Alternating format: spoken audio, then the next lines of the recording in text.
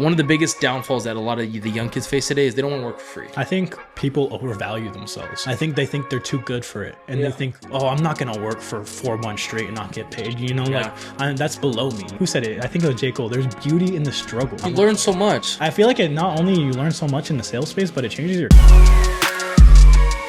Welcome back to the Barely Employed Show. My name is Johnny. This is Gabriel. We're going to talk about the reality of sales today. That's going to be our main point of conversation. We are both in a sales position. We're both building pretty much a model where it's all sales, all on the phones all the time. And so I think not as authorities to talk on sales, but just from experience, I think we can speak on it because our day-to-day is all that. Yeah, it's all sales. It's all on the phone. It's on the phone. So, but before we bring this up, I wanted to bring up something to you. We talked about it off camera, but the tracks NYC cash out. Where's my money, motherfucker? Bro. Okay, I don't know when this is coming out, but this is, what's the date today? It's this 3rd? We're filming on January 3rd. So I don't know. Everyone's probably seen this video. It's fucking hilarious. Yeah, I think it's hilarious. If you know Trax NYC, he's this jeweler out in New York. Yeah. And what does he spend? Just any type of jewelry? His jewelry, like luxury watches, like, you know, he the whole thing, the whole gig. So I fucking love this guy because I guess in the jewelry business, there's a lot of scummy people. Yeah. A lot of guys that want to just turn around your back. This guy, whenever he sees someone that like disrespects him, like uses his name wrong, like tries to disrespect his business, bro, he comes 10 toes fucking down. He does, dude. He's ready to take a motherfucker's head off. I mean, the video we just watched, this guy walked into the jewelry store. What was the story behind it? The story was, I guess, that this other jeweler who is not associated with Trax, supposedly sold a customer this piece of jewelry using Trax's name. Hey, I'm associated with Trax. Like, we also Trax NYC. Here's this piece of jewelry. And the piece of jewelry wasn't what he said it was. It was supposed to be all this gold, maybe all these diamonds, and it wasn't that. But he sold them to the price that reflected all this gold, all this diamonds. And it was like a complete fucking ripoff. And it was a black dude that bought the stuff, and he came to Trax to be like, hey man, one of your guys sold me this shit. It's not what it is. Trax, long story short, pretty much figures out who the guys is. Figures it out. So goes to the guy's booth. The first video I see is he's talking to the black guy that he's giving him extra $1,000 plus the money that he spent on it. So he's like paying the guy out, getting him right. And then Trax, he's in the guy's shop. Stormed his He's booth. in the other guy's booth already. I don't know where the other guy's at. Yeah. He starts fucking breaking everything in the breaking shop. shit, like throwing his shit off. scales, throwing everything. Like, these motherfuckers, you want to fuck with me? Bro, you greedy bitches. that's like, you need to come in 10 tones like that. I fucking love this guy. Trax. Like, he's not the biggest guy, but he's coming in there. He's ready to fight every motherfucker in there. And then he finds the guy. The guy comes back to his booth. He does. And Trax pulls up on him again. He's like, you motherfucker. Like hitting his glass. Yeah. Like, using my name. Give me my number. You're using my name. Give me my money. I think the guy ends up spitting in his face. He spits in his face. Some security comes pushing him. Trax slaps the shit out of security. some security Comes and is guy. like, calm down. And Trax with like an open right hand smacks him. And then it's like the clip cuts to like security cameras. And it's like 6 guys jumping Trax. Yeah. One guy's like pulling chains back and choking him, bro. Well, he does an update video in the hospital. His neck's all red. Fucking, he's like, these motherfuckers trying to kill me with my own With fucking his phone, chain. like, guess what these motherfuckers did? Look at this. They tried to kill me. They tried. There's like fucking red, like blood everywhere. Like, oh my god. That's the kind of mentality you need to do if you want to own a business. That's if you need to run a business, you need to be ready to walk a motherfucker down, 10 toes down. He was ready to face 10 motherfuckers. He didn't care was who ready was to going to be fight, the guy. yeah. Whoever Yeah. it was, he was ready to go, man. That's the kind of energy you need in 2026. Have you seen him fight? He actually has a fight with Nico Leonard, which is the fat British guy that he had beef with. Really? So, I think I've seen this. Like, it was an actual MMA fight, right? It was an actual fight, and it was him and Nico Leonard, which is like some other watch guy that posts about watch stuff. And I guess Nico was talking shit on Trax, saying like, oh, your business is fake. You don't really do business. It's all fake, whatever. And Trax flew to the fucking UK where this guy's at, and they literally scrapped in the boxing ring. Yeah, bro, Trax is a G. I don't know much about him. I've seen his business, Me and like, either. I see clips of him crashing out. That's a G. Like, that's what a gangster. G does. Yeah, I think he was like the first guy in that diamond district to like do social media. One of the first. He's And like the biggest. He's big. Everyone sees him as like an OG.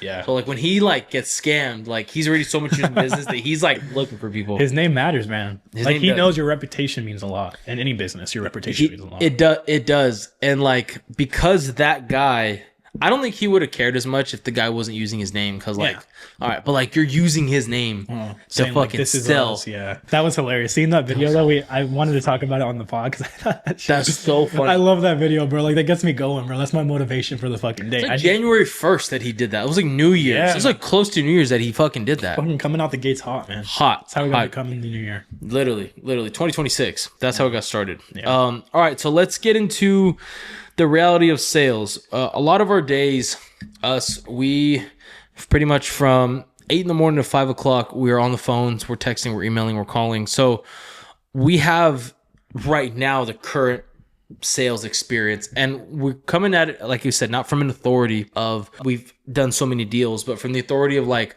we're in it now. Yeah. We haven't built out a sales team yet. We're doing the sales. And I like to say, somebody said it, I don't know if it was Hormozy or if it was somebody else, but he was like, there's a point in time where you're in the mud and then you're in the trenches and then you're out. We're out of the mud, so we're not broke, but we're in the trenches. It's us pushing the needle forward, right? Yeah. And so I think the reality of sales topic is a relevant topic for us because we're in it now. Like after this show on Monday, we go back to it. You know what I mean? Yeah, I mean, and the version of sales we do, I mean, everyone knows, like, we've been doing our wholesale business. We explained that episode 1. Mostly what we're doing is like cold calling on the phones. Yeah. So, I mean, that's a lot of what I'm doing is I'm Right. cold calling, and you know, it's not easy at all. You know, it sounds like an easy process. You know, you pick up the phone, you dial a number, Yeah. you call it, you see if they're interested or not. Right. But I feel like a lot of people make it seem like our business, or a lot of sales business in general, like it's like just super easy. Like you just get to these people, you're gonna talk to them, you're gonna spit some game, and then like, Yeah. okay, now you have a client, now you're gonna be moving. Yeah, I feel like people that are in the sales industry would understand the difficulty behind it and the amount of time it takes to like to show proof of concept, which means like what I'm saying works and I convince someone to buy whatever I'm selling. And that's a hard thing to do. So for you on the disposition side, you're talking to a lot of buyers, selling them on the idea that we have good deals coming through. And I'm on the idea of selling an offer that's lower than what the property's worth to sell the idea that we can perform and to convince them that we can pay this for your property and it's fair. Yeah. So- you really have to learn how to say the right things. And it's that's tough. like that's the entire thing of sales. You need to learn how to be a people person. Yeah. Like, you need to be the guy that everyone wants to be friends with. Yes. That you know how to talk to people. You know how to carry conversation. Yeah. You know, you have to be like the energy in the room constantly if you want to be a salesperson. You do. And I think since we do remote sales, which is like over the phones, and a lot of people do door to door, I think door to door is hard. Oh, it's I will say though, door to door is harder with the experience, meaning that it's harder to walk for 10 hours a day from door to door and knock and talk to people face to face. I will say it's easier as far as trust because people trust what they can see. Yeah. So from a door to door perspective, I think people trust you more. Oh, versus, I mean, how many scam calls do we get on the day to day? Yeah. It's tough over the phone to convince someone to buy whatever you're selling when they can't see you. They just have to go off your voice and what you're saying. Well, that's the whole game, right? Is Yeah. the whole game of sales is gaining the trust of someone so they purchase your product or Sure. purchase your service, something Yeah. like that. So you really have to know how to navigate these people. And it's like you said, we're over the phone constantly. So cold calling it's a lot harder building that trust than you are with the face-to-face. You know, Right. these people don't know you. You're calling them randomly on a day that they probably don't even want to call. Yeah. Probably don't want to talk on the phone. I mean, who does? Whoever gets a random call from a random number and wants to pick it up and have a conversation with someone? No one does. No. No one wants to do that at all. So you're gonna damn. Fucking choking over here. You're gonna constantly face like people that don't want anything to do with Yeah. you or what you have to Most sell of to the them. time. Yeah, most of Yeah. the time. And the fact that you're cold calling, you're not even going to be finding the correct clients a lot of the time. No. So it's going to be a lot of fucking reps, a lot of Yeah. calls, a lot of just calling random numbers, random people cussing you out because they don't want to be Yeah. on the phone with you. Yeah. It's a lot easier to take that and to take the denial and the rejection over the phone. Yeah. But I would say it's a lot harder to close a deal over the phone for sure. It is. Phone sales are I think tougher as far as conversion goes. I will say that the trust and the toughness gets made up on for volume because how many people can we call Exactly. versus how many doors can the guy knock? Yeah. Like you said, he has to walk around for 10 hours. for 10 hours. Sitting on our ass, and I can make 100 calls in an hour. Right, maybe, exactly. About like that. If they don't answer, he's got to walk to the next one. If they don't answer, he's got to walk versus like a dial and you're sitting. Yeah. And you don't get tired, so you don't have as much fatigue, right? So it doesn't show. You're not sweating, weather conditions, all that stuff. I will say for the men in their 20s, I think if you're 25 and under, I think getting into a sales position where you're forced to talk to people you have no idea who they are on the phone is probably one of the biggest hacks ever, just for communication. I think it just gets you by in life to learn that skill, just to speak to people. Yeah. I feel like not only young people struggle with that so much, being able to go out and talk to someone, but it's a skill that will help you navigate like your whole life. Whether that's doing anything, buying your first car, buying your first house, getting a job, relationships, working in your job, relationships. Yeah. It's a skill that not only salespeople need to learn, but everyone needs to learn. Yeah, I think being the ability, which if you're talking about sales, what it means, it's the pretty much sales is the ability to take a person who has a certain belief and to convince them that your belief is more true or better than theirs. In that way, they make their action is buying your product or buying your service or trusting you or whatever it may be. So that skill over and over again, 100 calls a day, you're getting told no, you're adapting the personality, because we talk to people who are in their 30s, buyers, and they're young and they have energy, versus like we also in that same day, maybe in the same hour, we'll talk to some 90-year-old guy who barely can answer the phone. Yeah. And that's a different conversation. And so to be able to fluctuate that is huge, I think, when you're going to apply for jobs. I see a lot in relationships, like, because your partner's not going to be the same as you. So to be able to articulate your point and to communicate and to solve issues, because that's what relationships are. Yeah. You're putting out fires constantly, Yeah. so you guys can grow and get better. I think that's plays a big role in sales and why a lot of people should get involved. Yeah. And I touched on it earlier, but I was saying like you kind of have to be a people person. You know what I mean? You have to be extroverted. And I'm not saying that like that has to be your base. Like me personally, I'm a super introverted person, I would say. Yeah. At least around people I don't know. Like I'm very to myself. I'm not out there at all. So when I was jumping into a sales position, it was like, this is a whole new world for me. Like one of the things I hate most is talking to people. I don't want to go out there. I don't want to meet new people. I don't want people to see me. You know what I mean? So like you don't have to be that guy is what I'm saying, but you need to be. You need to be able to act like it. If that makes sense. Well, it's a skill, right? I think it's a skill. And I think a lot of people get stuck. And I hear this a lot, especially from the younger cats, that like, oh, I'm that's not me. That's not what I do. Yeah. And it's like, that's not what you do because you've never done it. And that was me right before I started this. Yeah. Like, that's not me. And it's like, that's not you because you haven't done it yet. It's a skill. So everybody on earth that is in sales, that's what they do? No, it's a skill you learn. I believe if most of the things in life are skills, and it's just whether you learn it or not. Yeah. That's all. And if you're approaching this from like the lens of an introvert, you need to be okay with being like uncomfortable a little bit. Very uncomfortable. Because you're going to be uncomfortable a lot, bro. Like I get on these calls and I'm not even face to face with these people. I'm only on the phone. And I could feel the awkwardness. I could feel like the tension just like on the phone. I'm just like, tense, I said the wrong thing, or maybe I should have said that. Like I'm constantly overthinking everything. And then it's just the point of having to talk to people. Like I'm a fucking 20-year-old kid. Yep. I don't have anything to my name except for my car I just got recently. Like I don't have much. Like I'm just a kid in the end of the day. We don't have much proof of like what you can do works. And you don't, as a 20-year-old kid, there's nothing that you can sternly say like, man, like I did that. Like that gives me confidence because you just haven't had the chances. You haven't had the shots on goal. Yeah. So that's what I'm saying. Like you go into these calls where it's like, you're not confident in yourself at all. You don't feel like you're going to be able to do it. You don't feel like you're going to be able to convert the buyer. Sure. It's like you're constantly terrified, but like I feel like people stray away from sales because they're just like that. And they think the exact same way I do. Yeah. But I think once you're able to get past that and fight through it, and it will be hard. And there are still times today where I'm like, oh my fucking God. Like sure. I got to go talk to this guy that's spending hundreds of $1,000s a month on properties. And you know, he's fucking making bank every day. Right. Well, when I'm just a 20-year-old kid, but I still have to play the fucking role. Yeah. And, you know, nut up and you know, get it done regardless. You know? Right. And I think one of the biggest misconceptions is reps behind sales calls. And it's like, you ask the average person, like, how many calls do you think it takes for us to get a deal in our industry? Most of them would never say 100 or 10,000. But the reality in our industry is for every 10,000 leads we have, around 10 of them are going to convert. And that's a crazy stat. So you have to make 10,000 calls to convert 10 leads. That's crazy. That's a crazy number, right? Yeah. So I think reps are one of the biggest reasons why most people don't go into sales, why a lot of people are unsuccessful. I see it a lot in the car dealerships. A lot of those guys, there's a lot of churn over there because a lot of those guys have no structure on how to sell cars, but they're expected to sell X amount of cars a month. And there's just never any, there's never any structure, and it takes so many reps. I mean, how many How many calls did you say it takes you to get before you get a buyer? Oh, Bro, I mean, so if it's not thousands. it's not through our client list. It's thousands. Yeah, Thousands, it's yeah. hundreds to maybe thousands of calls, That's what I'm like saying. just constantly going through. And because you guys got to think about it like this: cold calling is a process where you just get a list of random numbers that are connected to an address Yep. or to maybe a LLC or something Right. like that. And none of these numbers are going to be guaranteed to go to a person.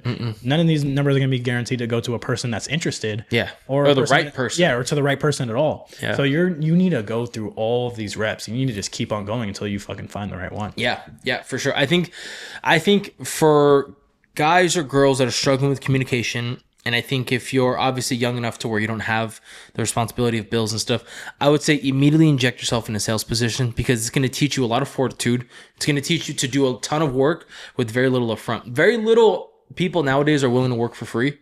And I think that's probably one of the biggest like downfalls of, I don't know if it's society, but one of the biggest downfalls that a lot of the young kids face today is they don't want to work for free. I think people overvalue themselves, if I'm being for real. sure. I think they think they're too good for it. And Yeah. they think, oh, I'm not going to work for 4 months straight and not get paid. You know, Yeah. that's below me. You know what I Yeah. mean? Like, people think they're too good to not make money. But I'm Yes. like, if anything, I see, like, who said it? I think it was J. Cole. There's beauty in the struggle. You know what I Yeah, mean? Like, bro. I want to go out there and I want to fight for this next deal. I Learn so much. Yeah, I feel like it not only you learn so much in the sales space, but it changes your character as a person. It is. I feel like before I started this job, I was like super quiet. Like I kept to myself a lot more than I do now. Sure. But now I see myself able to feel more comfortable with just putting myself out, Right. being more extroverted. Yeah. Like, you know, I'm able to just be out there like that. When you're in a sales job and you're communicating with people all day long, it shifts your brain to like, one, you get exposed to a lot of these characteristics and different personalities. So when you're exposed to that,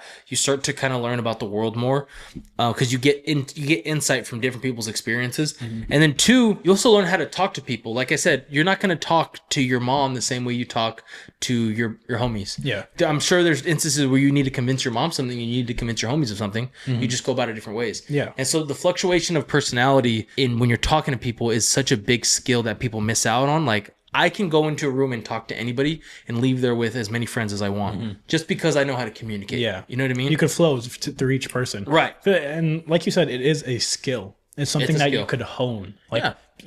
you're not born with this innate No. ability to talk to everyone. Like, I'm sure there's a lot of people out there that were great speakers, that are great public Yeah. speakers now, that are still terrified to do so. Like, yeah. I still feel myself being nervous to even cold call or get on a call with people because, you know, I don't feel qualified Yeah. for myself or something like It's that. out of the norm to like, especially now, society does everything in their power to shut that down. You have to purposely step out of that and go and communicate with people now. Everybody does through text, email, social media. And so to call someone now is unless you're in a sales position, people probably don't call each other. I didn't even think about that because nowadays you deal with, it's just a lot of text. It's And all text. I'll even close deals through text. Yeah, It's like, it's it's text. funny, but people really don't like talking like they used to. No, And we they kind of covered it in our last episode a bit. Yeah. That it's like, it's almost like there's a disconnect among people. There It's is. like they're not as close as they used to be. And No. you almost see that in sales. I mean, you do. Yeah. Like I was saying, we close deals through only email and only text. Like people Yeah. don't even want to deal with the conversation. It's people that are in business that have businesses that even they don't want to get on the phones. And that's pretty crazy to me. But yeah, I think the biggest thing with getting yourself implemented in a sales position is you got to be willing to learn because you're going to like fail so much.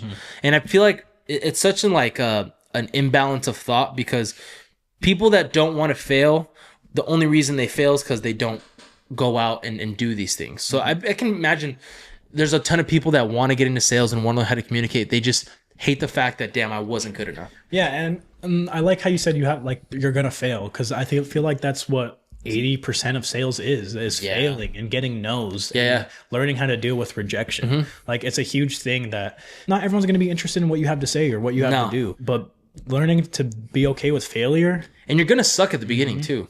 Like you're like everyone that tells you like you suck at the beginning and it's not working, like they're right. You do suck. Yeah. And like people don't want to suck. They don't want to go out there and feel shitty. They don't want to go out there and be inadequate. But the truth is you are inadequate until you're not. I mean, I feel like a lot of it is you have to learn how to take no for an answer. Yeah. But I'm contradicting myself while I say this. You also need to learn how to work around a no. Sure. I feel Yeah. like. And I hear you're really good at this, and I'm learning this from you more and more as we continue down this business. Right. is you're really good at working around a no. Yeah. Because you'll get guys tell you like, oh, I'm not really feeling that. I'm not not at that price. And then you're just working them. And then you're just working them. And it's kind of like you like they say no. It's like, okay, we'll just jog around. And you dance around. We'll dance around this little part and we'll come back later. Yeah. Make him feeling good about himself a little bit, talking about something funny. And now, okay, now we're getting back to the meat and bones. Right. We're getting into it. Yeah. And I've seen you get on the phone with guys that are like, no, I'm not interested at all. About to hang up in your face. Yeah. The guys are like, okay, send me the contract here. Sure. Like, now they're interested. So Yeah.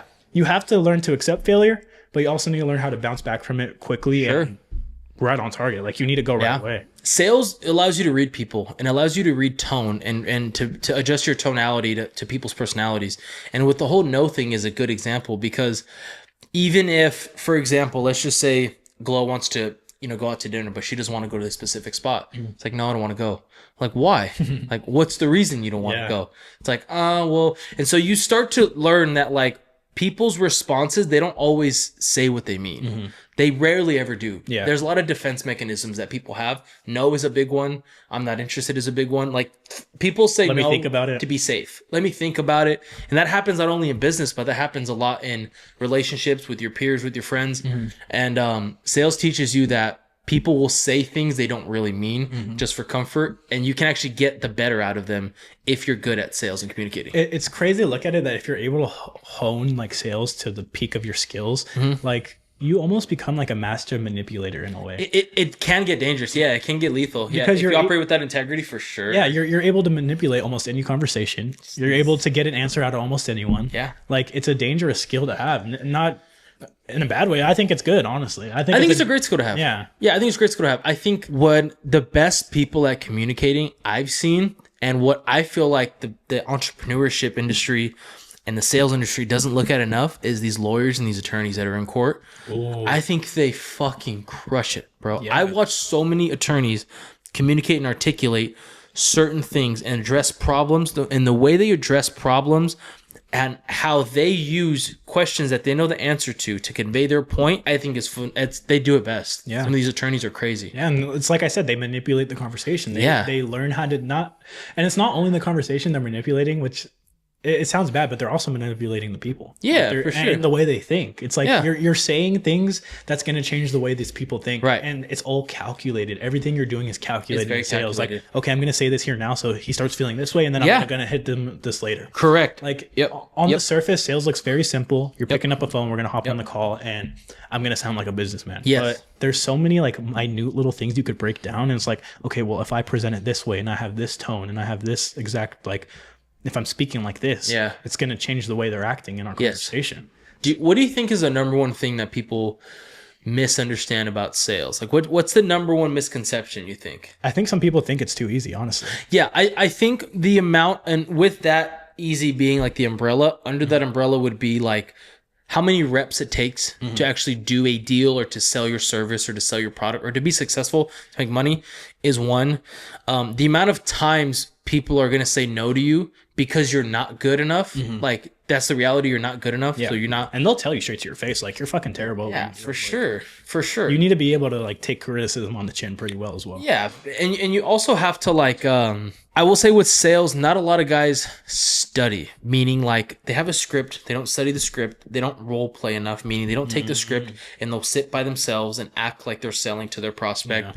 And I think a lot of guys underestimate, like I think a lot of guys underestimate the amount of knowledge you can have beyond sales, because all sales is just communication. That's it. And so like if you study communication, if you study people's body languages, if you study how people articulate themselves and the different personalities, there's a book, I forgot what it's called, but I think it's called Surrounded by Idiots. It's literally called Surrounded by Idiots, and it's labels out the different types of personalities there are. Do you know who wrote it? I don't know who wrote it, but it's a great book. I read it. It's one of the first sales books I read. It's called Surrounded by Idiots. It's a great book. It labels all the different personalities that everyone has and how to react and how to teach and how to articulate your points to them. And I think it's a great book. Yeah, that's great. You know, I feel like a lot of the reason people think it's so easy and so simple is like because you see the online gurus. It's all like, yeah. They bait it out to the people and they're like, here's your get rich quick thing. Buy my course and I'll teach you exactly. I'll show you my scripts. I'll show you everything. And it's like, you're selling the kids a false dream almost. Yeah, it's the kids that get affected, like like the 16, 17, 18-year-olds that are like really want to be rich and want to go do stuff. And I think this goes back to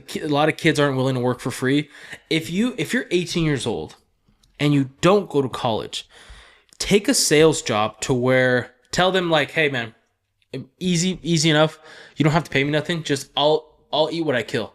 Just let me work off commission only. And those employers will love you. Who was it that? Sorry to cut you did off. that? Was it Hermosi that did something like that? I remember there's one online guy, and Somebody did do that. he's in the space, and yeah, he did do something like that. I think Hormozy told the story Okay. about it. I think he told the story. But let me eat what I kill. Like, that's it. Don't pay me nothing up front. Don't do it. And your boss and your manager's going to salivate because it's zero risk to them, and you're going to learn a bunch. And you take 2 years in a sales job, you'll learn more in 2 years in a sales job than any book, than any study, than any class in whatever university you're at. You just will. Yeah. So I taking a sales job young will immediately put you in check and immediately align you where you need to be. Yeah. What do you think about the gurus? Like the guys that are selling this dream? There's good ones. Yeah, There's guys that are yeah. good at what they do. I like what Eric Klein does. Eric Klein puts out a lot of good stuff. I like Jeremy Miner. do? Hormozy puts out. Miner's a strictly sales guy. Okay. If I show you a picture, we've watched him before. Yeah, probably. There's guys that do a really good job of it, meaning the only way you can be a good sales coach is to put out free shit. Yeah. So you guys put out free shit, and guys also put out their calls. I like when guys put out their own calls. Yeah. Like if you're making videos in your basement about how to overcome objection, I don't want to see that. I want to see you on a call, motherfucker. Like put a prospect on a phone and get on a call and let me see how you react. Yeah. That's to me, I think, where I trust those guys. Okay.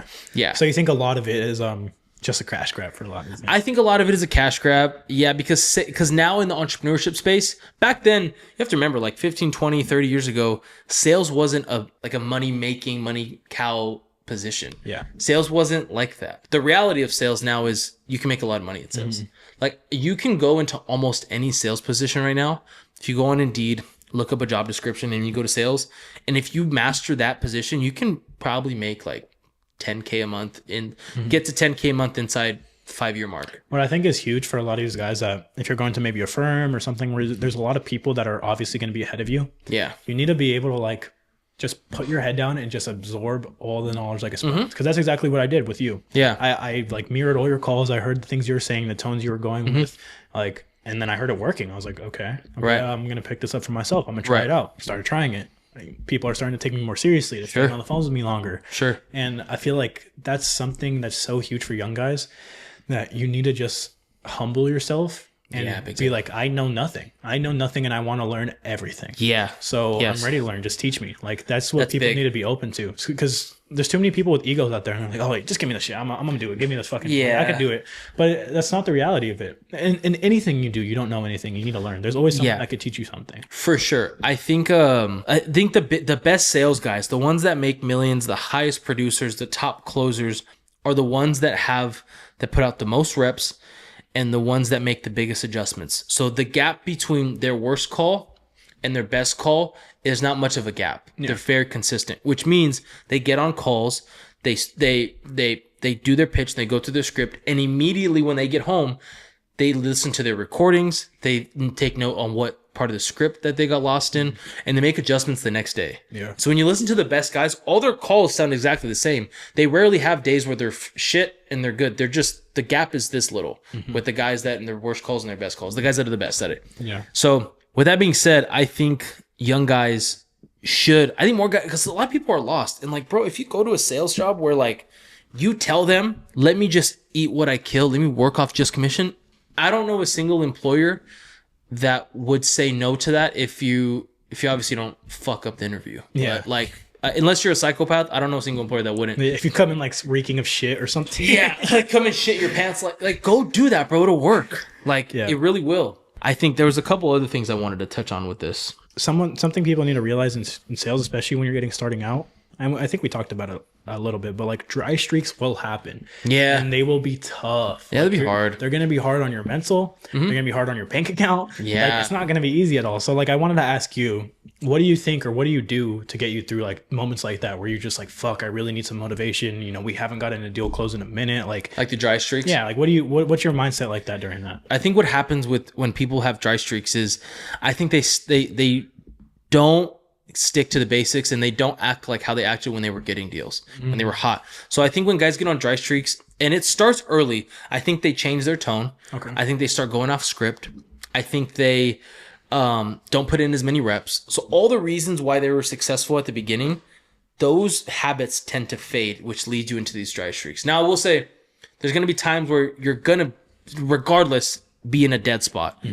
And that's a given in sales. That's something we can't control. Yeah. With sales, you have to concentrate on the inputs versus the outputs, which means like for us, we have certain KPIs. Like we make a certain amount of calls, certain amount of dials, certain amount of contacts. We send out certain amount of emails, certain amount of offers.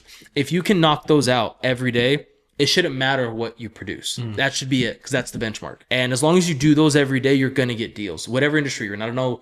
In solar, they have X amount of door knocks a day, X amount of pitches a day. Whatever quotas and KPIs that industry calls for, you should be doing. You know what I mean? Yeah. Like for me, when I was in the personal training industry, booking appointments, meaning like these people want to lose weight and get fit. I'm calling them to the gym to get an appointment. I made it a goal, and I got this from a mentor of mine, but he was like, you need to at least have 6 to 8 sit-down appointments a week. If you have 6 to 8 sit-down appointments a week and convert 2 of them at $700 a month, you're going to be just fine. And so I said, all right, let me book 6 to 8 appointments a week. There was times where all 6 were fucking duds. Like 0 for 6. Like, damn, what a fucked up week. But there's also times where they go 6 for 6. And so I think people think dry streaks are bad when they're just a part of the thing. And it's the wrong thing you should be focusing on. Yeah. During that time, like, what's your mentality like? Are you like kind of going crazy in the back of your head? Are you staying Back calm? then- Are you trusting the process? Like, what's it like? With sales, because you almost can control your schedule, when that happens, people tend to avoid work. So people tend to like I can take a day off. Let me just reset, take a day off. When Start like getting lazy. they start getting lazy. And the reality of it is like, that's the last thing you need. You need to go in the office again. Like, you need to ramp it up, if anything. You show up, bro. You show up because that's the job. Salespeople get compensated very heavy for what they do because of that reason. So to not like that you're going through a dry streak is like why NFL players don't like traveling 18 weeks out of the year. Like, yeah, motherfucker, you don't like it, but that's why you get paid the way you Yeah, do. that's the job. That's the job. It's tough for younger guys because nowadays the young guys want like, let me just go. Like, I know there's a lot of guys that are fucking just like testosterone down. Well, like, I just want to go. because everything they see on social media, I think it's like they see the guys rich, they see the guys with all the girls, they Yeah. see guys living the life as easy as they want it to, and they're Right. like, "Why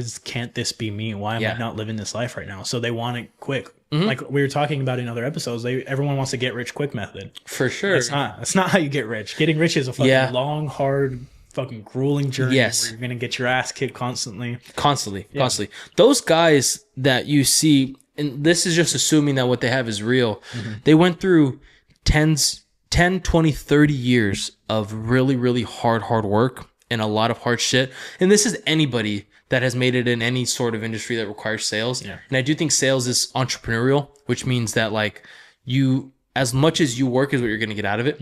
I think anybody, if you see any of those guys that have real stuff, that have actually done it, those guys worked really hard and made a lot of sacrifices that you would never make. And so for the people and the kids out there that are listening and that are curious about sales and that want to do what these guys have, what these guys have, if you're willing to sacrifice a lot and you're willing to make it possibly not pay off for 10 years, but it might, then sales is for you. If not, I get it. There's this term called the law of equivalent exchange. If The you- law of what? equivalent exchange. What does that mean? So if you want something, You know I'm not smart, dude. if you want something, you have to give something. Does that make sense? Okay. So if you want greatness, riches, and Okay. easy life, you're gonna have to sacrifice a lot of fun, a lot of experiences, a lot of time with family and friends. Yes. And your fucking pride. I feel like you're gonna have Yes. to sacrifice that a little bit because you're True. gonna have to digest it and be like, okay, I'm a fucking nobody. I gotta work from the fucking bottom. Yeah. That's very fair. And I'm 26. I didn't have an early 20s. I didn't have a party 20s. I didn't have a college party. Like, I didn't have those 20s. You were always working, right? I was working a lot. Yeah. So I worked a lot for a really long time and learned a lot and spent a ton of money on mentors teaching me. I've traveled all over the country listening to all these different guys talk. And so I'm a big testament for like, if you're in your 20s, don't waste your 20s. Go get a job. Go do something that requires sales. I was just lucky enough that I liked fitness at the time, and that at the time it worked, but I didn't know I was doing it. I wish somebody would have told me when I was 18, like, yo, go get a sales job. I'll ask you this. What pushed you to jump into sales? What was like, okay, this is going to be my model and I'm going to fucking run with it? Yeah, so sales, I liked fitness because of fitness. I was like, let me help people lose weight. Like, that's how much more fulfilling can you get helping people lose weight? And as I started to like convert people and like sign people up, I didn't like servicing them. Like I liked selling people on it, and I didn't like having to train you and having you to lose weight. And so I quickly realized I was like, fitness is cool, but I actually like the business side more. So I was like, all right, I can't be at the gym 12 hours a day.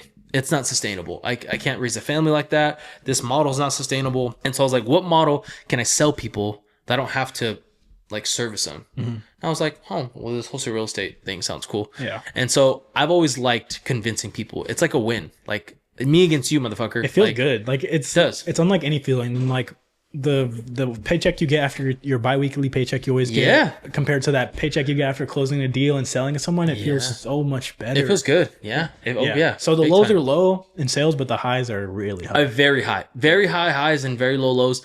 I almost can imagine that's what attorneys feel like when they win, when they go to court, because it's like you're an attorney that has all this research and has this pitch, and then there's another attorney that's the same thing, and it's you against him. True. And it's like, that's fucking gangster, bro. That's like, you know what I mean? And so when I get on a sales call, I'm always like, damn, like it's me against you. Before every day, I'm like, it's me against all these guys that are out competing for a deal, and it's competitive. And I come from background of sports, so like searching for competitiveness is what I've searched for. And like I think a lot of sports guys can translate into sales very easily because it's competitive. That is a really good way to look at it. And because a lot of sports guys are very like they have like that togetherness feeling, you know, there's very friendly camaraderie. people, like, and it's like you said, it's the competitiveness, that drive. It is. I felt like that my whole life. I grew up playing sports. I'm fucking hungry. I want to win something. I want to beat someone. I want to be better. Almost. You want to feel victory. Like you want to feel like you were better than the next man. Yeah, exactly. So in sales, it's literally what it feels like. Like you're saying, it's me versus you on this call. It's me versus you on the deal. Obviously on a smaller scale. Like, it's not like we're going to fucking war. No, but it still feels good. You still get that same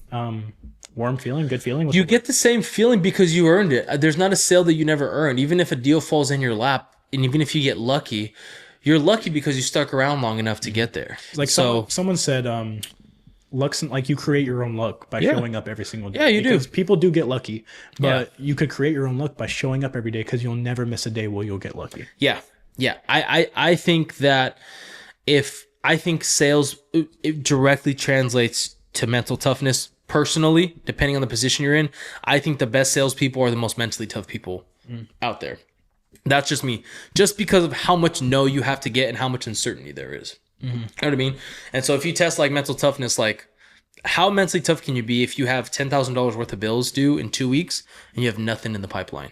Like, will you show up every day, or do you crumble and like get depressed and you're like, oh, I'm so sad I have $10,000 worth of bills? Like, be sad, and then what? You still got to pay 10 grand. Yeah, you just put it on your fucking bootstraps and just get into it. And I will say though, men in sales will never do as good as women in sales, and I wish more women got in sales. Yeah, women are good at sales. They're great. And I think it's trusting, like how friendly are. Yeah, and men are willing to trust them so easily, and it's like, yeah, they are. They really know how to talk around. You know what it is? The manipulativeness. Oh, man. Jezebel in the Bible. It's the manipulative. Jezebel. The women are good at it. They're good at putting up a front. They're good at playing this fake character to you. I mean, men are good at it too, but I think women are maybe. I think men are better in the sense that men put in more reps, are willing to deal with more hard shit. Women are better in the sense like they can actually convince people what to do more. The women realtors and the women agents and the women business, like the business women, they do great, bro, because they are so good at communicating. And women in general, I think, across the board are better at communicating than men. Yeah, of course. Like that's just, it is what it is. But if you take that base foundation and then you put it in a sales position, they crush it. They crush it. I never even thought about it from that lens, but that's really true. Dude. Dude, more women should get into sales. I always tell Glow, like, bro, if you just got a script and trained for a few weeks and got on the phones, you would convert more in your first 50 calls than I converted my first 50 calls. And you did. Like, she just will. Yeah. You know what I mean? Yeah, I wonder what that is. I don't know what it is. Because you never see any young girls who are like, oh, what's your dream job? No one says, oh, I want to be a sales. I want to work in sales. No. I want to sell things. Like, no, What's the biggest dream job that girls have? nurse or doctor? Nurse or doctor. I'd say. Nursing school's hard though. Yeah. Nursing school's really hard. I don't think I would not be able to get through that. I can't even do school. Like, Could you do nursing school, like a full nursing school? Fuck no. I couldn't do it. Fuck no. Like, props to those. Like, Gloria got it done. Yeah. Anyone that goes to nursing school. Yeah. They have my respect. Cause What is it called? Is it lawyer school? law school? Law school. I swear I was being serious. I thought it was lawyer school. Lawyer school? Law school. Fuck. Yeah. Law school, I don't think I could do either. There's no shot. Hell no. Neither of those. Those are the hardest things you could possibly do, I think. Yeah, that's so tough. Yeah, that's impossible. And I was struggling like sitting in a high school class. Like I didn't even want to be inside that classroom taking notes and shit. Like Imagine like a law, imagine, because I think is in nursing school and law school, they're both like 4 to 6 years, or law school's longer. I think law school might be longer. Longer? Because nursing's 6, right? Is it 6? I don't know. I don't know. We're talking. About, We're talking out our fucking ass. This is this is not an educated conversation. But I do think if more women got into sales, I think they would make so much money.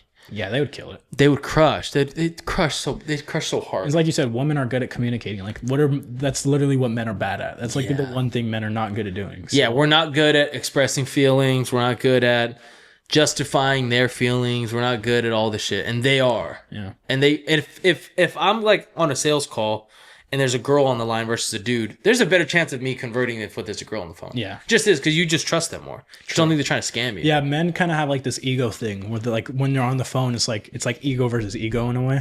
No, it really is. Yeah. And there's like huge walls put up versus like when a woman calls, you don't really have those walls. Yeah. I don't know why. What do you think that is? Because they're nicer, probably.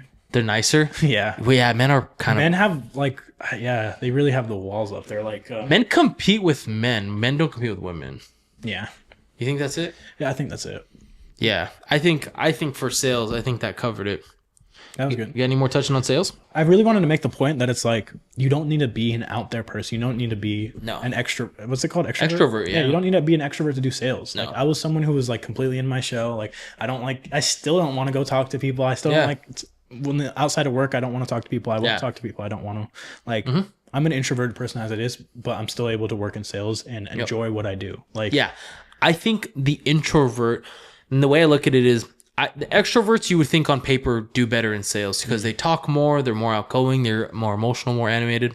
But what I've seen is that the introverted people, when they apply themselves to sales, actually do better because introverts, because they're not out there, introverts are a lot likely observers. And so the introverts are guys that observe and guys that learn very quick because they sit and they don't talk as much. Yeah. They don't have as much fucking thoughts. They're not ADD'd out, right? The introverts are quiet, but they learn quick. And so when they apply themselves, I think they actually do a lot better than the extroverts that are like flying by the seat of their pants and they want to do it their way. That's what I've seen. Introverts, when they apply themselves, they actually do better. that is a good way to think of it. I didn't even like think what I of mean? it for that lens, but yeah. Just because introverts are quiet and they are observers and they look and they like, that's how he does it. And like, okay. And they apply it. And even though on the phones they're not as animated and energetic, that's just something you can learn. Yeah. You know what I mean? Yeah. I have one more question I'll ask you. Ask me. If sales wasn't your avenue and the route you take, what are you going? What are you doing? Me? Yeah. If sales wasn't around? Just like, or if like in general, Like anything other than if sales. if you wouldn't encourage young men to go into sales, what would you encourage them to do? That's tough. That's a really good question. Because sales builds a lot of skills. If I were to take someone and say, all right, let them not do sales, I would probably honestly have them do like some sort of marketing to be able to capture attention. So I would say if you're not going to go into sales, there's two drivers of all business. There's sales and marketing. So if you're not going to do one of them, I think other indispensable skills marketing, which means you are able to capture the attention of people and through different forms of media, you're able to convince them that this is a good thing to buy, and you're able to get in the consumer's mind. It's almost like sales without even having to do the talking. Yeah, you could say it like that. Yeah. I would have like say if I have kids tomorrow and the kids are like, I don't want to do sales, nothing, and they fight me hard. Okay, cool. Don't do sales, but you need to learn how to grab people's attention because that's an indispensable skill that even if you don't start a business, companies will always hire. You'll need it anywhere in any field. Anywhere, any field, you can run. Like you'll have lawyers asking you how to get more clients at their firm. And you can directly use marketing to better that business, even though you know nothing about law. You know what I mean? Yeah. So like marketing is my answer. Grabbing attention. That's a good take. I honestly don't know what I would pick other than that. Yeah. I feel like sales was my way out. Like, you know what I mean? Yeah, It's like, yeah. There's And nothing sales, else. it's a lot of the OG sales was their way out because sales jobs back then were entry level. Like, all right, come doing the phones. Like, it's entry level. And Eric Klein, one of the biggest guys in real estate right now, his way out was sales. Like, he was a drug addict and got into the entry level position at this call center, and like that was his way out. That's a really.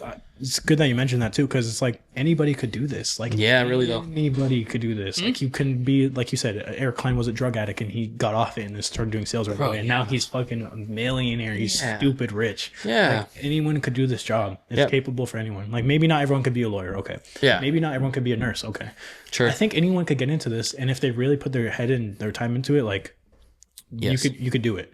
Yep. And not, like you said, how marketing is not only a skill that you could, like, oh, I might not even know this business, but I could use marketing to help you guys. The same thing for sales. I feel like you could use it. Yes. We were saying it earlier, but for communicating with relationships, your friends, Yes. or kind of to get anything you want in life, because it's Yep. like being that manipulative person. Yep. Manipulate the conversation. Sales is a staple in any field. So for example, if I were to go and learn the ins and outs of solar, learn the ins and outs of this car industry, I could go sell anywhere because I have the basic foundation of how do I read people, how does my tone sound, how does my body language come off, what are their indicators that they're interested or they're not. You know what I mean? So it's human interaction that I think is the biggest skill. Yeah, I think socializing.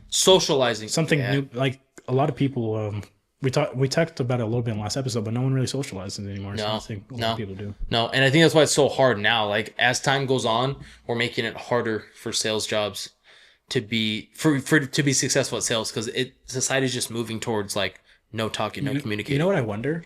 I wonder if sales will be a market eventually where it's like, if you're decent at it, you could fucking take over the industry, because there would be so many people that don't want to do this job, or aren't willing to do it, or just maybe aren't good at it because no one's socializing anymore. Yeah. Like, maybe it's going to be a market where people can really take advantage of, because say 10, 20 years from now, the kids in Gen Z and the other generations, they're not as sociable as the boomers, as Gen X, as everyone else. No. Yeah, I could see that happening for sure. With especially with the more and more kids that are growing up with like the iPad kids now. Oh yeah. I don't see them being in sales, bro. Like no shot. I see sales being the next I see sales jobs being almost the next like blue collar jobs. You know what I mean? Okay. Like, here's an escape, but it actually can make you money and it can actually provide for your family. And then you don't have to bust your ass for fucking 14-hour shifts a day, you know? Yeah, dude. Like it's sales is big. Sales completely changed my life. So I'm a big advocate for anybody getting into sales. How are we on time right now? Yeah, we're good on time. Let's go to the top 5. All right. We're gonna do top 5 here. If you've never seen us before, we do a top 5 ranking every show. We do draft style. Gabe starts from 5 and we go 1 through 5. We're gonna do top 5 shows all time. All right, let's get into it. All right, so I'm including anime in this. If you guys don't know, I like anime. I think it's amazing. So it definitely has to be in the top 5. I do have some normal TV shows, so I'll start at 5. Okay. It's a kid show. This one's a kid show, but it's fucking amazing. Okay. It will go down as the greatest show ever. One of them. It's a regular show.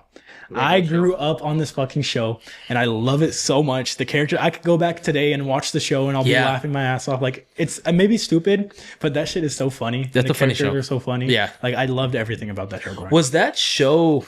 Was that on Cartoon Network? Yeah, Cartoon Network. How long ago was that show made? Was that around your time or was that before? That was like my time. That was like your I time. had like the Adventure Times. That was around that, right? It's the same like group? Yeah. Okay. You never watched it, didn't you? I've seen a couple episodes of the regular show. I never like went to watch it though. Like I never gave it the time of day. Yeah. But I've heard good things about But it. it's like one of those shows. It's a kid's show, but like I feel like 10 years from now, I could still watch an episode and like I would enjoy myself. You know what I mean? Probably. Are they on streaming right now? Yes, they are somewhere. I forgot where. Hulu. Hulu? Hulu has all the Cartoon Network stuff? Yeah. Really? Yeah, a bunch of that shit. All of it. That's pretty good. So number 5 is the regular show. Yeah, regular Okay. show. I'm going to start out with number 5. This is a Netflix show. It didn't start on Netflix, but they got more popular on when it was on Netflix. It's called The 100. Okay. I think I've heard about The this. 100, it's a pretty cool show. So the basis of it starts off as these kids Earth can be lived on. That's the plot of it. Earth is toxic. You told me a little bit about this. I did. think, right? I told you about it off camera. So the Earth is toxic, and there's a whole space station up there, and they think that Earth is now livable, but they don't want to go test it because people will die. So they send these 18-year-old kids who are juvenile delinquents down there, and it turns out to be livable. And these fucking kids party. It's their first time on Earth. Oh, they're like going crazy? Yeah, they're going crazy. Like they're killing each other, but they're also like getting Wait. drunk. Yeah. What? How do they go from partying to They killing each do. other? They go party and they get drunk, and then they're like, "All right, who's leader? Who's got to call the shots down here? And like, who's going to communicate with the space station that we're good?" And then they got half of them are like, it's like liberals and conservatives, dude, down there, dude. Really? They're just like they like split into two They factions. split, and they're like, okay, this half wants to like, let's make sure that they tell we're okay, and that they can send stuff down. The other half is like, fuck up, like, let's make a life for ourselves down here, like we're good, we're straight. It's sick. It goes on for like 10 seasons. It's crazy show. It's a cool show. So the does 100, it's on Netflix for anybody who wants to watch it. The 100 is my number 5. Okay, that's a good show. Yeah. I think I've seen like some trailers about that. You probably have. Yeah. It's on Netflix. You said It's on Netflix. Yep. It's a good show. All right, we're moving to 4. All right, we're moving into anime a little bit here. Okay. Number 4. This is an amazing show. It's absolutely beautiful story writing. It's Okay. absolutely just like poetic at this point. Poetic. Let's hear All it. right, but number 4, I'm taking Vinland Saga. It's an Boom. anime. It follows like this young kid who's a Viking. Sure. Spoiler alert. His dad ends up getting killed early. Okay. He has to follow this Viking tribe who he wants to get revenge after this whole time. Okay. Ends up living amongst them. Damn. And later in the seasons, he's just like trying to become a better person. He says he has no enemies. Just the whole story It's sick. is sick. And people hate on anime because it's animated and it's in Japanese, Yeah. or like they're watching the weird like English dub. But I feel like there's a big fan base for anime. There's a huge fan base. It is Yeah. really big, but a lot of people need to get past that. Like you need to Yeah, get I do. past that. I do. Great. I'm I do. constantly telling Johnny like, watch Yeah. animes. I try to get him to watch Death Note. I try to get him to watch Attack on Titan. Oh. We watch him in English. Is though. all anime from Japan? Yeah, most All of of it. If it's from somewhere else, it's called something different. I think. Oh, okay. So most anime is from Japan. Yeah. Okay. But yeah, Vinland Saga for it. It's just beautiful. If you've watched it, you know it belongs to. When did you first watch that show? Like, was that created recently, or was that like an older? Well, it's so. You know how like Marvel movies are based off of comics? Yes. So animes are based off of manga, which is like the fuck is manga? it's like comics but for anime. Oh, so I didn't know that. So animes originate from manga. Yeah. Oh, I had no idea. Yeah, so this has been a story for a while, but it got animated somewhat recently. I would say it's kind of a newer gen anime. Okay, They're still releasing seasons on it. Gotcha. So it's newer, but definitely gets up there because of how good that story is. Gotcha. The anime's not even finished, and I still have it up here. Like the anime's not even done. Yeah. I think Gotcha. it belongs up here. Okay, I didn't know that animes were based off of something else. I thought they were all just like original ideas. Yeah. So that's cool. I didn't know that. That's something I can get behind. So that's your number 4. Yeah, number 4. Vinland Saga. If you know, you know, because that shit is goated. That's just good. Yeah, I the storyline from what I saw, I thought we finished Attack on Titan. I guess we didn't. We have like an episode or 2 left. But Attack on Titan was great. It's good, isn't it? Death Note was really good too. Yeah. So 2 for 2 so far for animes on my end. But my number 4, I'm going with an animated show. Grew up on it, and it's older than me, but they just stopped making episodes for it. I think Family Guy. Family Guy, number 4, dude. That's Family fucking Guy. amazing. I can put it on and start it from season 1, and I can watch every episode until the current season now and laugh every episode, bro. Family Guy's hilarious. It's raunchy. I grew up with that. Like I grew up, Yeah. like I was a kid because I have older sisters and older siblings. Like they were watching Family Guy, so I was there watching it with them, bro. That shit is hilarious. Family Guy's Everything. funny. Who's your favorite character though? Stewie Griffin, dude. let's go. Stewie Griffin. Stewie's the best, man. Stewie. Lois. Yeah. Number 4 is Family Guy. I think that's a great show. Yeah, that's a great pick. Yeah. Okay, my number 3. I had Family Guy at my 3. Okay. Good. I'm gonna change this up though. I have Okay. a few honorable mentions that I'll just put in there. Sure. I'm gonna throw Breaking Bad at 3. That's a really good pick. Breaking Bad's a good show. Yeah, it's great. I mean, Yeah. we were talking about it earlier in the episode, bro. Walter Yeah. is the biggest G you'll Yeah. ever meet. Like, Yeah. that's a pimp right there. That was created back in 2000. Yeah, that's 2008. 2008 it was came out. Do you do you watch like the whole season? Like Yeah. the whole show? Yeah, it's amazing. When did you watch it? maybe like last year or 2 years ago. Oh, so not watched it. crazy long Yeah, ago. You just not watched cra- it. yeah. Okay. But like, I fucking love that show, bro. Right, Everything, that's good. Walter and Jesse, that's the perfect dynamic. That's like Yeah. one of the best duos to ever do it. It is. And when I first watched it, when I first like got into it, I didn't know too much, and I didn't know that Walt was this like badass. Like I didn't know. So I was like, But like, this he's a old- secret badass. Though, He which is cool is. because like he's this old shriveled up guy. He's never really like is. he was scared to do everything his whole life. Yes. He came up like a chemistry teacher, right? Yeah. And bro, fucking finds out he has cancer and is like, "Fuck it, I'm selling meth. Yeah, cancer. Yeah, that's how it went down. selling It's fucking cancer. meth. Yeah. Let's go. Yeah. Yeah. Not only is he selling it, but he's cooking it. Cooking it. Perfect. Cooking it. He's killing people. Yeah. Breaking He's- Bad's a great show. Yeah, he's the best on the market, man. Yeah, Breaking Bad's a great show. So that's your number 3, Breaking Yeah, Bad. replacing Family Guy's up there still. Family Guy's up there, but Breaking Bad had to come in. But Breaking Bad's cool. All right. So my number 3, this is a show that if you watch it, you know it, but if you haven't seen it, you won't really know about it. It's called From. Okay. I feel like Oh wait, From. this is the one show. Yeah, dude. From's great. So Okay. From is like Lost. Very similar. The basis of this story is everyone is in this town that they can't escape. The town is like maybe 2 miles long, and people get there randomly, and nobody knows how they got there. Nobody knows what happens. But at night, these monsters come out, and the monsters look like everyday people, but they just look like they're from the 1920s. And so, Fuck that. yeah, and so every night they come out and they look like regular people, but they can't come into your house unless you let them in. But they seduce you, Like, they convince you. Some sinner shit, right? Yeah. Okay. Yep. They convince you, and so if you let them in, they'll eat you and they'll tear you apart. But the whole basis of it is like these people were bad people back in the 20s, and they had a promise by this demon that they could live forever, and they sacrificed their kids, and so now they live forever, but they're demons. They're like monsters. Fuck. Yeah, it's crazy shit. From I think you've showed me some clips from that show, and like it genuinely looks terrifying. freaky, bro. It is creaky. Yeah. And like some of them like pretend to be nice or something like They that. pretend to be nice. Like the first episode opens up with like this little girl looking out the window, and the mom's like, "Hey, remember, like lock your window, don't open it." And this old lady is like knocking at the window. She's like, "Let me in," and she convinces this little girl to let him in, and Bro. he tears apart this little girl. If I'm that little girl, I'm fucking grabbing a 12 gauge shotgun and I'm blowing through that. Yeah, bitch's fucking but this skull. little girl's like, oh, and I guess the monster made it look like she was her grandma. Oh, And like shit. it can fuck with her head, and like the crazy part of the show is that it shows you how the monsters rip the people up. It's like rip it off shows from all the the face, graphic. like the head's coming off, like ripping off. It's nasty, bro. Damn. From Okay, I'll tell you this though. I'll ask you this: would you rather live if you had to live in one of those worlds, Attack on Titan, or From? no, I might live. Oh, So I think I might go From. I don't think I'm messing with Attack on Titan. Yeah, it's like hell or hell, basically. Yeah, Attack on Titan is you got these giant motherfuckers coming through, and like at least with From, you know when these guys come out, you never know when one of those Yeah. people are coming, when those Titans are coming through. Motherfuckers just break through the wall. Yeah, they're breaking through walls and like, nah, bro, I'm good. No, I'm not doing Attack on Titan. I'll take From. Okay, Yep. that's fair. All right, We'll go move to to the top 2. We'll go to 2. All right, number 2. Getting top 2. We were just talking about it. Yeah. I'm gonna say Attack on Titan at number Yeah, 2. It's great. beautiful anime. I think it's the best story that was ever told, and I will keep this in mind. A lot of my friends who have watched anime told me I should watch Code Geass. Okay. I haven't watched Code Geass. I think it's another anime that's kind of similar to Attack Okay. Mm-hmm. on Titan or the Death Note esque, like something like that. I heard it's really good, but so I'll make that known. I haven't seen that, but Attack on Titan is just fucking beautiful, man. From the a great animation to the storytelling to the characters, like everything is perfect to a T. And I know people are gonna hear this and be like, "This fucking loser!" Like, only working.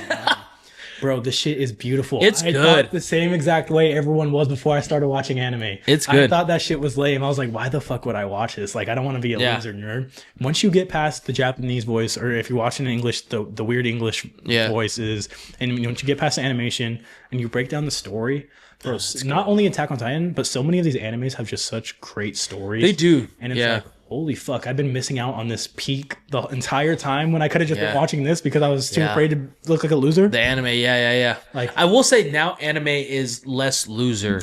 Definitely. It like back like I would say when I was in high school, all the kids that were weird liked anime. Yeah. And they would like draw weird eyes and like weird pictures and shit. Like that's weird, bro. Like Like the great shift, bro. Like anime Yeah. became cool like after COVID.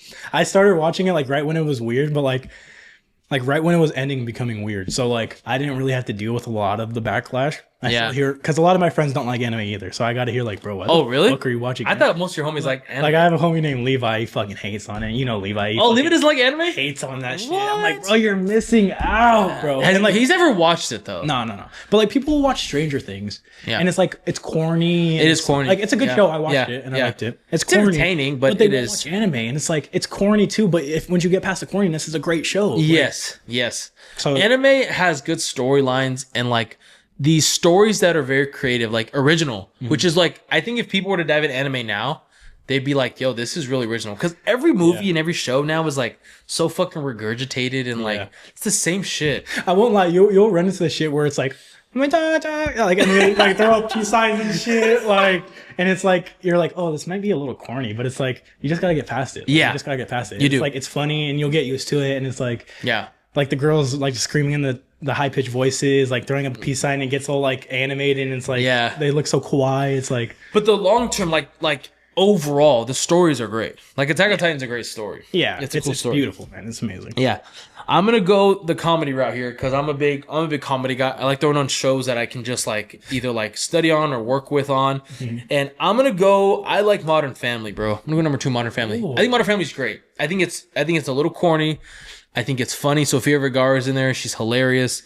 And the cool part about Modern Family, what I like about these shows, is that you take the same cast over like 15, 20 years, and you just continue the story with them. You see them like grow up. That is cool. Yeah. I like that because I think like my mom or my older sisters watched that. when I Flo loves Modern Family. Yeah, so it's like Yeah. they started as children. And Yeah. like one of the kids was like a baby or something. Yeah. Right? And now she's like It's like teenager. Stranger Things. It's like a Stranger Things kind of thing. We grow up Yeah. with kids, but these kids grow up over like 10 years, not like 5 or 6. Like, What's the pretty show cool. like about though? It's like just like this family. It's like So the show, I think people like it because it's really relatable. So it shows like very common like family issues and family drama shit. And so there's different households. There's like Phil with Claire, and then they have the boy and the 2 girls. So that's family dynamic. Phil's a realtor, and Claire's a stay-at-home mom.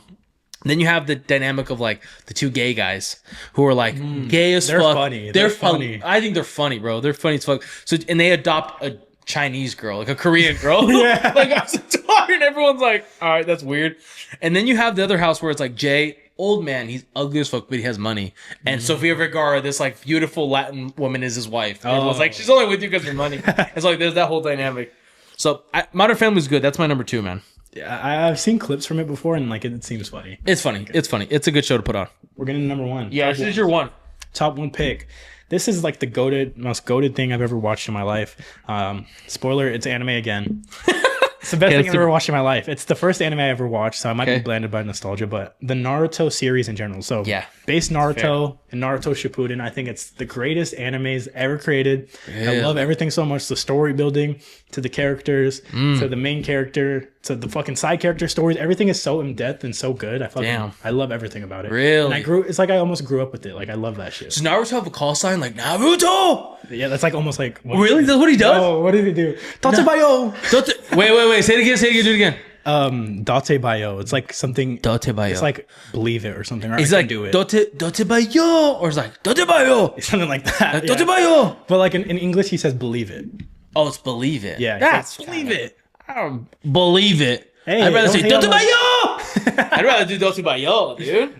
Bro, I will say Naruto is one of those animes that it's better. I would say it's better in English than it is in Japanese. Okay, I didn't know they even had a Japanese version of Naruto. I thought it was English. That's what it is originally. It's in Really? All anime is in Japanese. Oh, because it's anime. Yes. Oh, I forgot.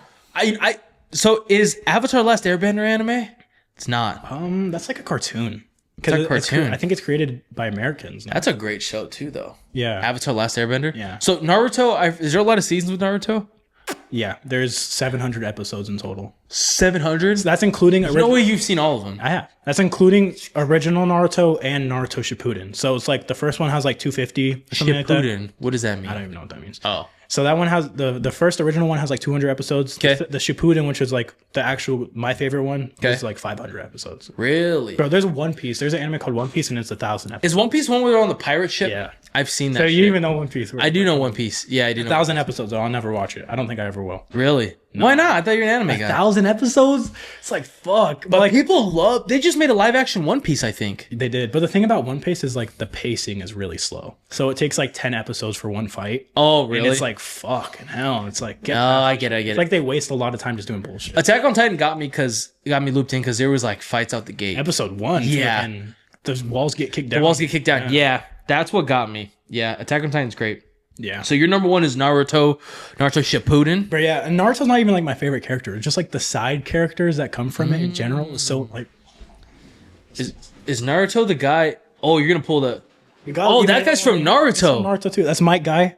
My guy. Yeah, 8 inner gate form. 8 inner gate form. This guy's even cool because like everyone uses chakra, so they have like powers, like they can spit fire, they can move the earth. Sure. But this guy doesn't have any of that, so he just fights straight hands. He just Oh, goes- really? and Oh, he- that's pretty He has a gangster. student that's the same way too as fucking. So he doesn't have any powers. Kind of. Like he can't be shooting fire and shit from his hands. Well, he has like his own kind of like power. Okay. It's kind of hard, confusing to me. Okay. But the whole show in general, it's like all the characters are great. Like I could connect to all the characters. I love them all. Like Yeah. the main character is not even my favorite guy. Like there's so many side characters that I like so much Really? more. It's like such a good show. Naruto Shippuden. It's great. So that's your number one. The GOAT. My number one is going to be more mainstream. Okay. I think this is arguably from cover to cover, like the funniest show per episode I've ever seen. And it's got to be The Office, bro. The Office, every episode I fucking laugh, bro. Yo, The Like, Office is hilarious. Office is so funny. You Like, know, I'm sorry to cut you off. No, but go ahead, what I were you always thought The Office like wasn't funny. Like I always thought it was like, why do people like people this say show? that a lot. And then it was like this year or in like the end of 2025, I Yeah. like started watching because I think you were telling me about it. Yeah. So I started watching. I'm like, bro, this shit is hilarious. so funny. This It shit is. is fucking funny. It is. It is. Yeah. The Office, my number one. I think The Office is like Michael Scott as a character. Is that your favorite character from the show? I think it has to be. Yeah. Yeah. And Michael Scott's funny. What about Dwight? I love Dwight. Dwight? Dwight's my guy. Dwight's I so fucking funny. love Dwight. Beats Black Bear. Battlestar Galactica. That's just so funny. I love the episode when like Pam and Jim are like staying at his farm with like his Amish fucking Moe's with Moe's? bro, just Dwight in general is hilarious. Yeah, yeah. Dwight's funny. That yeah. whole show. I like It is a good show. I like it because it's also like because Michael Scott left, so the actor left, and they like in season like 4 or 5 or something, and then it was like Andy that took the role of Michael Scott as manager. Because I didn't And- finish it yet, so I don't know. No, that's how it goes. But it's still funny, bro. Yeah. Like the main character was removed, and they still made it fucking hilarious. So that's my number one. Let's rattle off top 5 just to reiterate. You go. Yeah. You start first. All right, for my top 5, we had 5 regular show, 4 Vinland Saga, 3 Family Guy / Breaking Bad because Johnny's the Family Guy, Yep, so we yep. put Breaking Bad up there. 2 Attack on Titan, and 1 is the Naruto series. Fair. My 5, starting at 5 is the 100. 4 is Family Guy. 3 is From. 2 Modern Family, and The Office at number 1. This was honestly one of the hardest top 5s I think we've done. This is a hard ranking. There's so many shit I like. Like I literally, I'm gonna say honorable mentions because Go I ahead. couldn't leave some out. Go. Adventure Time's fucking goated. Oh, Adventure Time. Invincible was such a good show. Hunter x Hunter is amazing anime. Breaking Bad, Death Note, Mob Psycho 100, Soul Eater, Bleach. So many Wow. good animes. There's a lot I could say. That's a lot of anime. A lot more I could say, but we're just gonna leave them out. There's a few honorable mentions. That's a lot I had of to say it because it's so hard to find a top 5 list of something like. There's so much shit that I it's love. small list, yeah. It's a list of 5, but I feel like shows, and I feel like anime has. I feel like there's probably a ton of animes that you haven't watched that are still really good. There's a shit ton of animes I haven't what I because feel. I have friends that are into it and they've watched so much more than me. And they're Really? constantly telling me like, "Yo, you need to watch this. Yo, you need to watch this." So like, I go watch it. And I'm like, fuck, like good. I keep watching new shit, and it's like, how does it just keep getting good? How is it just staying amazing? You know what I would love to see? I don't know if I would love to see it, but I think they should give it a shot. Is a real live action Attack on Titan. Really? You were telling me about this before. I think that'd be if they Dude, do I it don't- right. That'd be sick. I don't like live action animes. I Really? think it's stupid. I think Really? the reason that it's animated is what makes it so great. Yeah. Is Yeah, because for they're sure. able to fucking the show is literally whatever you can imagine. Unlike in true. real life, you have limitations. Obviously, That's true. You could do CGI and shit, but like it Yeah. won't be as good as the animated version, in my opinion. What about this? What about Attack on Titan, but directed by the same director as Transformers? Michael Bay. Michael Bay. Yeah, okay, that would be. I'll let Michael Bay take a shot at Attack on See, Titan. like the other thing that I was like worried about is like the actors. Like I feel That's like true. The fact that the animation is like the voice acting is so fucking like just raw and filled with emotion. Yeah. Like you need to get amazing actors. To be Rip an Attack on Titan like a Cast? fucking just like rip one like. Chris Evans as Irwin. That's a fucking perfect pull right there. Oh, You know Chris Evans- Irwin. Irwin. Remember Irwin? Yes. Yeah. I don't know who else I would cast other people as. Who'd be Aaron? That's really hard. Because that's like the most important. That's like the guy. You know who I could see being Aaron, and I don't like that I'm going to say this, but if Tom Holland got a little bit of like, if he got a little bit of like, I don't think he's tall enough. you know, you think he's tall enough? Nah, he's just too short. Because Aaron's like short? once he grows up, he's like this tall fucking just Chad. He's you know? kind of jacked, huh? Yeah. You know you who I do- would put as Who? Aaron? Kevin Hart. Wait, And I want The Rock as Armin. If you know, you know. The Rock is Armin, bro. Oh my god. All right, that's gonna be it Yeah, for this episode of the Barely Employed Show. Thank you for listening. We'll catch you on the next one. Thank you.